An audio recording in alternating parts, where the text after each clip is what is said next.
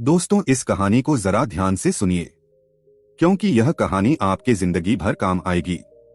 बहुत समय पहले की बात है। एक छोटा सा नगर था और उस नगर में एक बहुत धनी सेठ रहा करता था। उस सेठ के पास कहने को तो सब कुछ था, उसे किसी भी चीज की कमी नहीं थी।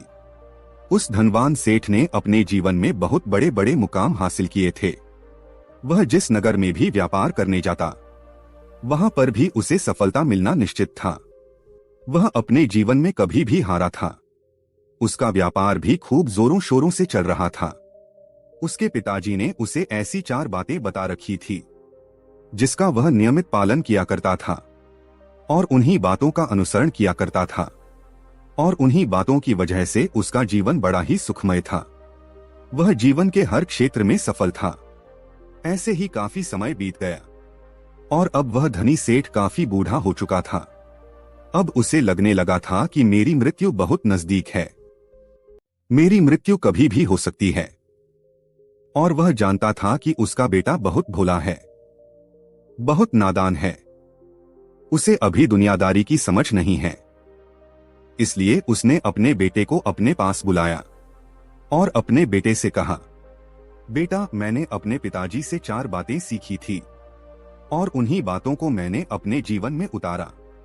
उन्हीं के अनुसरण की वजह से आज मैं अपने जीवन में इतना सफल हूँ, अपना जीवन सुखमय पूर्वक बिता रहा हूँ।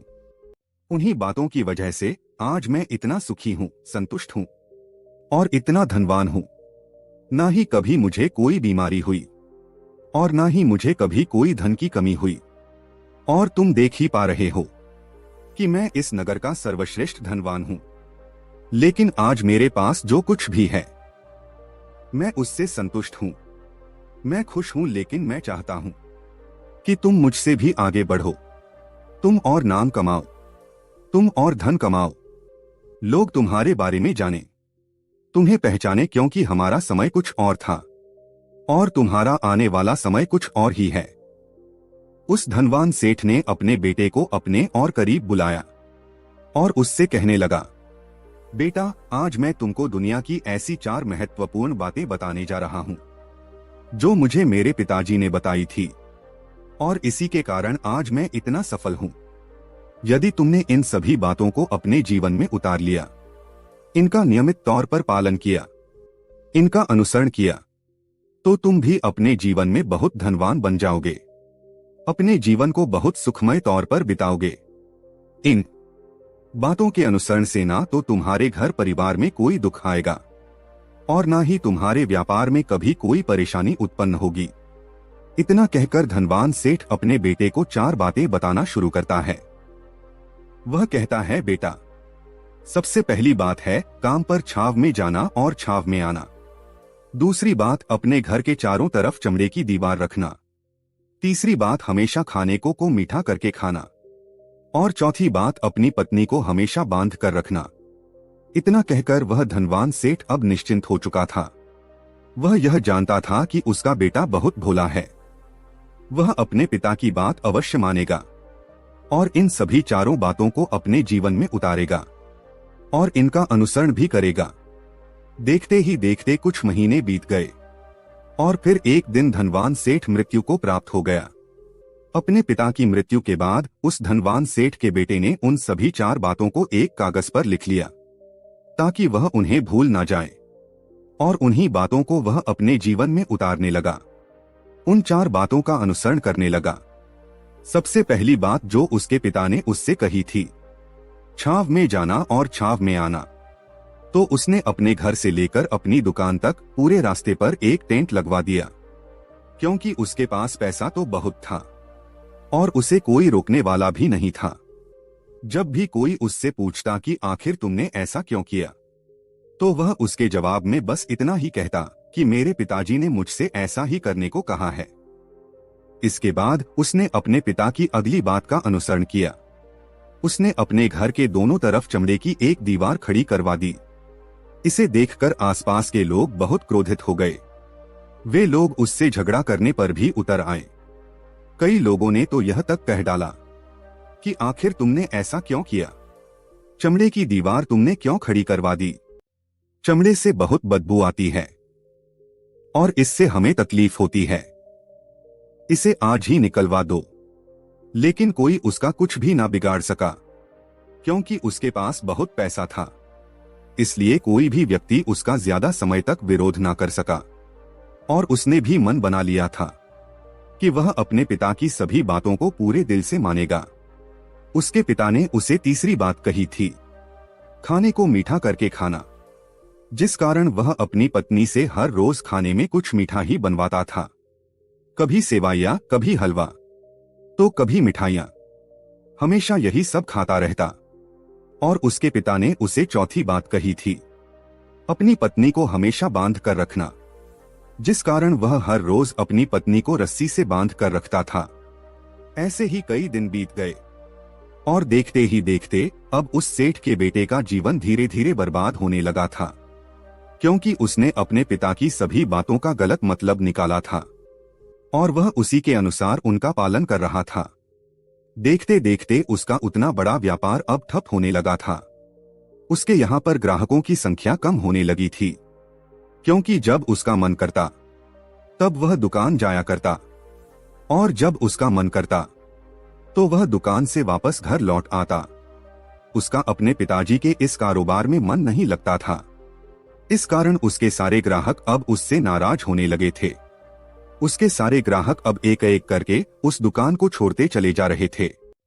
इस तरह उसका पूरा व्यापार अब ठप हो चुका था। जिस व्यापार को खड़ा करने में उसके पिताजी ने खून पसीना एक कर दिया था, उस व्यापार को उसने कुछ ही महीनों में पूरी तरह से बर्बाद कर दिया था। अब उसका धंधा बहुत कम हो चुका था, जिस कारण वह बहुत परेशान रहता था। वह बहुत चिंतित रहता था और इसके साथ ही उसने अपने घर के चारों तरफ चमड़े की दीवार खड़ी करवाई थी। उस कारण आसपास बहुत गंदी बदबू फैल चुकी थी। इसलिए जो भी उसके आसपास रहते थे उन सभी ने वह घर छोड़कर कहीं और पर अपना बसेरा बसा लिया। चमड़े की बदबू के कारण अब उसके घर में भी कोई नहीं आता था। यहाँ तक कि उसके मित्र और रिश्तेदार भी उस घर में आने से कतराते थे। लेकिन अब भी उसे समझ नहीं आ रहा था कि आखिर यह सब हो क्यों रहा है। वह बहुत परेशान रहने लगा था और वह हमेशा मीठा भोजन किया करता था, जिस कारण उसका वजन बहुत ज्यादा बढ़ चुका था और इस मोटापे के कारण उसके शरीर में ना जाने कितनी सारी बीमारियों ने अपना घर बना लिया था। आए दिन उसके घर पर वैद्य आने लगे थे। इन्हीं कारणों से अब उसका पैसा भी इन चीजों में बर्बाद होने लगा था। और अपने पिता की चौथी बात उसने मानी थी, वह थी अपनी पत्नी को बांध कर रखना, जिसकी वजह से उसकी पत्नी उससे नाराज हो गई और वह घर छोड़कर अपने मायके लौट गई। उसने अपनी पत्नी को मनाने की कोशिश की, तरह तरह के उपाय किए, लेकिन उसकी पत्नी नहीं मानी। और वैसे भी कोई भी स्त्री ऐसे मर्द के साथ क्यों रहना चाहेगी जो उसे बेवजह ही बेबात पर बांध कर रखता हो। देखते देखते अब उस सेठ के बेटे का पूरा जीवन बर्बाद हो चुका था। ना तो अब उसके पास व्यापार बचा था, ना ही धन, ना ही उसकी पत्नी और ना ही वह रिश्तेदार जो पैसों के लिए उसके आसपास घूमा करते थे। और तो और अब उसका स्वास्थ्य भी ठीक नहीं रहता था, जिस कारण वह बहुत चिंतित रहने लगा था, बहुत परेशान रहने लगा था। उसे यह सब समझ ही नहीं आ रहा था क्या हो रहा है और क्यों हो रहा है। इन सभी बातों को लेकर वह बहुत परेशान रहता और वह मन ही मन अपने पिताजी को कोसा करता और कहता, पिताजी आपने तो मेरा पूरा जीवन बर्बाद कर दिया। आपकी उन 4 बातों के कारण आज मुझसे मेरा सब कुछ छिन चुका है। ना तो मेरे पास व्यापार रहा, ना ही धन दौलत, ना ही वह रिश्तेदार, ना ही मेरी पत्नी, और यहाँ तक कि मेरे स्वास्थ्य ने भी मेरा साथ छोड़ दिया है। आप ही के कारण आज मेरा पूरा जीवन बर्बाद हो चुका है। यदि मैंने आपकी वह 4 बातें ना मानी होती, यदि मैंने उन्हें अपने जीवन में ना उतारा होता, तो आज मैं एक सुखमय जीवन जी रहा होता। आपकी इन 4 बातों पर चलकर मुझे क्या मिला? मैंने एक आज्ञाकारी बेटे की तरह आपकी सारी बातें भली भांति मानी, उन पर यकीन किया, उनका अनुसरण किया। लेकिन मैं ही मूर्ख था जो मैंने आपकी उन बातों पर आंख बंद करके यकीन कर लिया। इतना कहकर वह फूट फूट कर रोने लगा तभी उसे एक दिन पता चला कि उसके पास के नगर में एक भिक्षु आए हुए हैं और वह भिक्षु सभी की समस्याओं का हल बताते हैं। चाहे कैसी भी समस्या हो, वह उसका निवारण अवश्य करते हैं। यह सुनकर उसने सोचा कि चलो एक बार मिलकर देखता हूं, हो सकता है कि मेरी भी समस्या का समाधान मुझे मिल जाए। इस आशा के साथ वह उन भिक्षु के पास पहुंचा। वहां पहुंचकर सीधा उनके चरणों में जा गिरा और जोर जोर से रोने लगा। वह कहने लगा, हे गुरुवर, अब आप ही मुझे बचा सकते हैं। मेरे पिताजी ने तो मेरा पूरा जीवन बर्बाद करके रख दिया। आज मेरी जो भी स्थिति है, वह सब मेरे पिताजी के कारण ही है। मेरे पिताजी ने मुझे जैसा कहा मैंने वैसा ही किया। हमेशा एक अच्छे बेटे की तरह उनकी सारी बातें मानी, अपने सारे फर्ज निभाए और देखिए मेरे पिताजी ने मेरे साथ क्या किया। मरते मरते भी वह मुझे गलत बात सिखा गए और उसका खामियाजा मुझे आज भुगतना पड़ रहा है, क्योंकि मैंने उनकी सभी बातों को अपने जीवन में उतारा, उनका अनुसरण किया और देखिए आज मेरे साथ क्या हो गया। मेरा तो पूरा जीवन ही बर्बाद हो गया। मैं अब तक यह नहीं समझ पाया कि मेरे पिताजी ने मेरे साथ ऐसा क्यों किया। क्या मैंने उनके साथ कुछ गलत किया था? इतना कहकर वह उन भिक्षु के सामने और भी जोर जोर से रोने लगा। तभी वह बौद्ध भिक्षु उस सेठ के बेटे से कहते हैं, बेटा चुप हो जाओ, पहले मुझे अपनी सारी बात तो बताओ। आखिर तुम्हारे साथ क्या हुआ है? तुम इस तरह से क्यों रो रहे हो? तुम्हारी इस परेशानी का क्या कारण है? उन साधु के इतना कहने पर उस सेठ के बेटे ने पर्ची उन भिक्षु के हाथ में रख दी, जो उसने अपने पिता की मृत्यु के बाद लिख रखी थी, जिसमें उसने अपने पिता की चारों बातें लिखी थी। फिर बौद्ध भिक्षु ने पर्ची ली और उसे पढ़ने लगे, और उन्होंने जैसे ही वह पढ़ा तो वह जोर जोर से हंसने लगे और वह उस सेठ के बेटे से कहते हैं, तुम कितने बड़े मूर्ख हो। तुम्हारे पिता ने तो तुम्हें दुनिया का सारा ज्ञान दे दिया, लेकिन तुम उसे समझ नहीं पाए, तुम उसका सही तरह से पालन नहीं कर पाए और कहते हो कि तुम्हारे पिता ने तुम्हें गलत राह दिखाई है, तुम्हें गलत संदेश दिया है। तुम्हारे पिताजी तो तुम्हारी परीक्षा ले रहे थे कि तुम उनकी बातों को समझ पाते हो या नहीं, तुम उनकी बातों का सही मतलब निकाल पाते हो या नहीं। यदि वह चाहते तो इसका मतलब तुम्हें अच्छी तरह से बता सकते थे, लेकिन वह चाहते थे कि तुम इन बातों का मतलब खुद से जानो, खुद से समझो कि इन बातों का क्या अर्थ है। लेकिन अब तो ऐसा प्रतीत होता है कि मानो तुम्हारी बुद्धि बिल्कुल भ्रष्ट हो चुकी है। तुमसे बड़ा मूर्ख मैंने आज तक नहीं देखा। जिसके पास दुनिया का इतना बड़ा ज्ञान हो, वह भला इतनी बड़ी मूर्खता कैसे कर सकता है?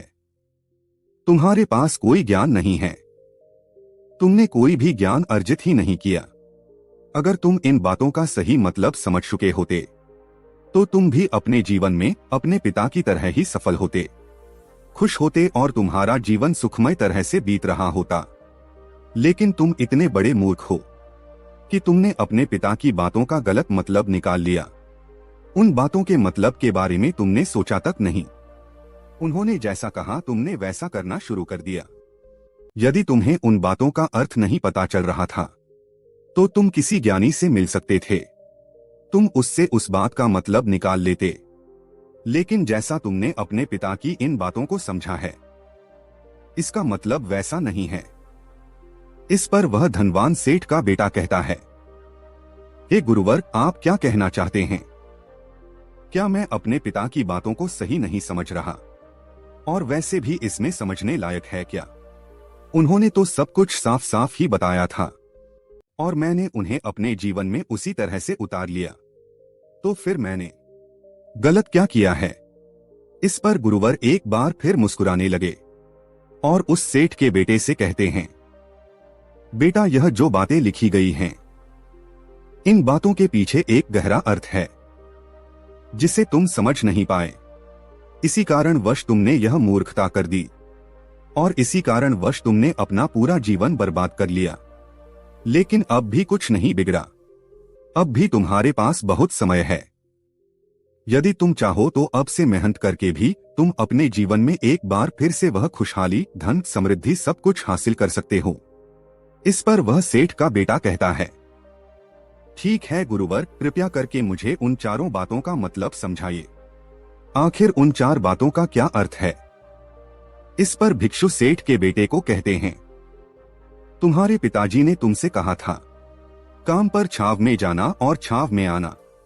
इसका मतलब यह है, सूर्य निकलने से पहले ही तुम दुकान पर पहुंच जाना और सूर्यास्त होने के बाद ही तुम वापस घर आना, जिससे तुम्हें दुकान पर अधिक से अधिक समय मिल पाएगा। तुम उस काम को अच्छी तरह समझ पाओगे, उस काम को अच्छी तरह से कर पाओगे, उस काम को बढ़ाने में तुम अपना दिमाग लगा पाओगे और तुम अपने काम में तरक्की कर पाओगे। लेकिन तुमने तो इसका गलत ही मतलब निकाल लिया। तुमने तो अपने घर से लेकर दुकान तक एक ऐसा टेंट लगवा दिया जिससे तुम छाव में आ सको और छाव में जा सको। अब तुम ही बताओ, क्या तुमने अपने पिताजी की इन बातों का सही मतलब समझा था? यह सुनकर वह सेठ का बेटा जोर जोर से रोने लगा और कहने लगा, हे गुरुवर, मेरी ही गलती थी, मैंने अपने पिता की इन बातों का गलत मतलब निकाला और इसी कारणवश आज मैं पूरी तरह से बर्बाद हो चुका हूँ। मैं ही सबसे बड़ा मूर्ख था। मेरे पिताजी ने तो मुझे इतना महत्वपूर्ण ज्ञान दिया, लेकिन मैं उस हीरे को पत्थर सम समझ बैठा। आगे वह सेठ का बेटा उन गुरुवर से कहता है कि गुरुवर, दूसरी बात क्या है? उसका अर्थ क्या है? आगे गुरुवर दूसरी बात का अर्थ समझाते हुए कहते हैं, चमड़े की बाढ़ करवाना। इसका अर्थ यह है कि तुम अपने घर में कुत्ता या बिल्ली पालना। जब तुम अपने घर में कुत्ता बिल्ली पाल लोगे तो यह तुम्हारे घर की चारों ओर से रक्षा करेगा, जिससे तुम्हारी धन दौलत पूरी तरह से सुरक्षित रहेगी और तुम बेफिक्र होकर दुकान पर मन लगा सकोगे, बेफिक्र होकर दुकान के कामों को समझ सकोगे और तरक्की कर पाओगे। और तुम्हारे मन में कभी यह भी डर नहीं होगा कि कहीं कोई चोर आकर मेरी संपत्ति ना छुरा ले। चमड़े की बाढ़ करवाने का असली मतलब यह है, लेकिन तुमने तो चमड़े की बाढ़ करवाने का मतलब कुछ और ही निकाल दिया। तुमने तो अपने घर की 2 दीवारों को ही चमड़े से पूरी तरह से भरवा दिया, जिस कारण आसपास गंदी बदबू फैल गई। तुम्हारे आसपास के पड़ोसी भी अपना घर छोड़कर कहीं और चले गए, यहाँ तक कि तुम्हारे मित्र, तुम्हारे सगे संबंधी भी उस बदबू के कारण तुम्हारे घर पर आने से कतराने लगे। और अब हालत यह हो चुकी है कि ना तो तुम्हारे घर पर कोई आता है और ना ही कोई जाता है, और इसी कारणवश लोग तुम्हें नापसंद करने लगे और तुम्हारी बर्बादी का यह भी कारण है। आगे सेठ का बेटा कहता है, हे गुरुवर, यह सब तो ठीक है, लेकिन यह खाने को मीठा करके खाना, क्या मैंने इसका भी अर्थ गलत निकाला है? मैंने तो अपने पिता की बातों के कहे अनुसार ही हर रोज मीठा खाया और आज देखिए मेरा शरीर कितना वजनदार हो चुका है, जिस कारण मुझे अनेक प्रकार की बीमारियों ने घेर रखा है। क्या मैं इस बात को भी गलत समझ रहा था? इस पर वह साधु उस सेठ के बेटे से कहते हैं, हाँ, तुमने इस बात का भी गलत मतलब ही निकाला है। मीठा करके खाने का अर्थ यह है कि जब भी तुम्हें भूख तेजी से लगे तभी तुम्हें भोजन करना है, ना उसके पहले और ना उसके बाद। अन्यथा यदि तुम्हें भूख ना लगी होगी और तुम्हें भोजन मिल जाए तो तुम उस भोजन की कभी कदर नहीं करोगे। वह रोटी तुम्हें कभी मीठी नहीं लगेगी, फिर चाहे वह भोजन कितना भी स्वादिष्ट क्यों ना हो, चाहे भोजन कितना भी लाजवाब क्यों ना हो, तुम उसकी कदर कभी नहीं कर पाओगे, तुम उसका सम्मान कभी नहीं कर पाओगे। किंतु जब एक व्यक्ति को जोरों की भूख लगी होती है तो उसके सामने यदि तुम सूखी रोटी भी रख दो तो भी वह उसके लिए किसी पंचमेल से कम नहीं है। वह उसे प्रेम पूर्वक खाता है, उसका आदर करता है, उसका सम्मान करता है और वह रोटी उसे मीठी लगती है। इसीलिए तुम्हारे पिताजी ने यह कहा था कि भोजन मीठा करके खाना, जिससे तुम्हारा स्वास्थ्य भी अच्छा रहेगा। क्योंकि जब एक व्यक्ति को भूख लगी होती है और उस समय पर जब वह भोजन करता है तो वह उसके लिए एक अमृत समान होता है। और वहीं पर जब किसी व्यक्ति को भूख ना लगी हो और ऐसे समय पर वह भोजन करता है तो वह उसके लिए विष समान है। वह उसे बहुत नुकसान पहुंचा सकता है। लेकिन तुमने तो इसका भी गलत मतलब निकाला था। तुम हर रोज मीठा खाने लगे, जिस कारण तुम्हारा वजन बढ़ने लगा और इसी कारणवश तुम्हारे शरीर में अनेक रोग ने अपना घर बना लिया और यह तुम्हें मृत्यु के करीब ले जा रहा था। इसलिए आज से जब भी तुम्हें जोरों की भूख लगे तभी भोजन करना तुम्हारे लिए अत्यधिक फायदेमंद होगा और तुम्हारे शरीर को हमेशा निरोगी बनाने में तुम्हारी मदद करेगा। और जब भी तुम्हें भोजन की आवश्यकता ना हो, तुम्हें भूख ना लगी हो, ऐसे समय पर भोजन कभी ना करना। यह तुम्हारे लिए बहुत नुकसानदायक साबित होगा। और यही तुम्हारी तीसरी गलती थी जिस कारण तुम्हारा पूरा जीवन बर्बाद हो रहा था। आगे सेठ का बेटा कहता है, चौथी बात तो बिल्कुल साफ लिखी गई है, अपनी पत्नी को हमेशा बांध कर रखना। फिर सेठ का लड़का बोला, तो इसका अर्थ भी कुछ और है क्या? मैंने इसका भी गलत मतलब निकाला है। इस पर भिक्षु कहते हैं, हाँ बेटा, अपनी पत्नी को बांध कर रखने का अर्थ यह नहीं है कि तुम रोज रस्सी से उसे बांध कर रखो, बल्कि इसका अर्थ तो यह है कि जब भी तुम दोनों के बीच में कोई आपसी मतभेद हो जाए, कुछ नोक झोंक हो जाए, तो तुम अपनी पत्नी पर हाथ मत छोड़ना।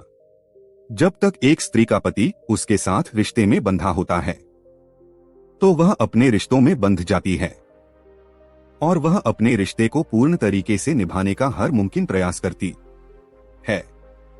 और ऐसे समय पर यदि तुम्हारे बीच कुछ नोक झोंक हो जाए, कुछ गलतियां हो जाएं, और ऐसे समय पर तुम उस स्त्री का हाथ नहीं छोड़ते, तो वह तुम्हें छोड़कर कभी नहीं जाएगी। लेकिन इसका अर्थ यह भी नहीं है कि तुम अपनी पत्नी पर अत्याचार करो, बल्कि तुम्हारे पिताजी यहाँ पर कहना चाहते थे कि जो भी कोई व्यक्ति तुम्हारे साथ किसी रिश्ते में जुड़ा हुआ है, उसे अपने रिश्ते में इस तरीके से बांध लो कि वह तुम्हारे साथ झगड़े और नोक झोंक के बाद भी नुकसान ना पहुंचा सके, वह तुम्हारे साथ कुछ गलत ना कर सके और तुम्हारा फायदा ना उठा सके। अपने रिश्तों को हमेशा बांध कर रखना, उन्हें खुला मत छोड़ना, अन्यथा वह तुम्हारे हाथ से फिसल जाएंगे। और हम में से अधिकांश लोग अपने जीवन में यही गलतियां करते हैं और अपने नए रिश्तों को कभी समय नहीं देते, जिस कारण उनका रिश्ता उतना मजबूत नहीं हो पाता और इसी कारणवश वह अपने रिश्ते से हाथ धो बैठते हैं। और यही गलती तुमने भी की।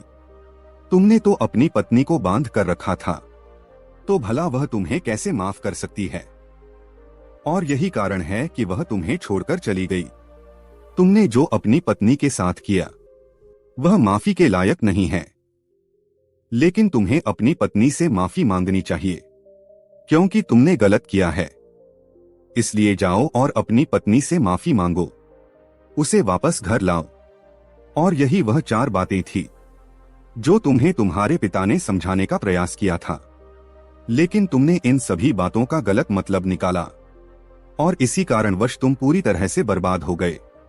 किंतु अभी भी तुम्हारे पास बहुत समय है।